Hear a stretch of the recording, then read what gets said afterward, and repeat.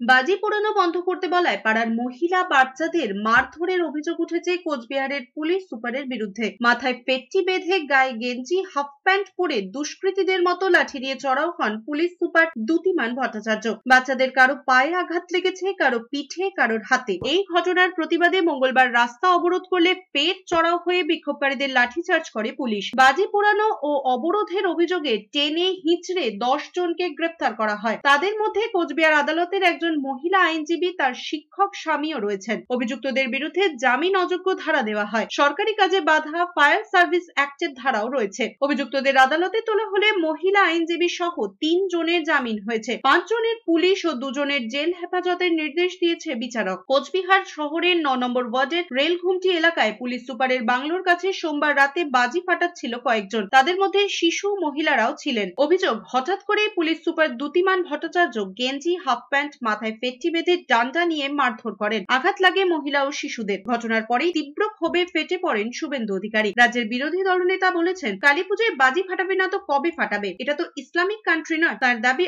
অপ্রকৃতিস্থ অবস্থায় মহিলা শিশুদের মারধর করেছেন পুলিশ সুপার। কালী পূজায় বাজি ফাটবে না কি ফাটবে? এটা কি ইসলামিক কান্ট্রি নাকি? হিন্দুরা কালী পূজায় বাজি ফাটাবে না, আলো জ্বালাবে না, প্রদীপ জ্বালাবে না, কি করবে? জাঙ্গিয়া পরে এসপি বেরিয়ে তার বাড়ির সামনে হচ্ছে বলে পিটাবে মদ্যপ? এটা কি মুসলিম লীগের সরকার নাকি পশ্চিমবঙ্গে? সুপ্রিম কোর্ট পর্যন্ত এবারে অ্যালাউ করেছে দিল্লির মুখ্যমন্ত্রী রেখা গুপ্তার প্রচেষ্টাতে। নির্দিষ্ট নিয়ম মেনে বাজি ফাটাবে, 8টা থেকে 10টা একটা টাইম করে দিয়েছে। হিন্দুদের ক্ষেত্রে এত বাধা কেন বলুন তো? কেন? কারণটা কি?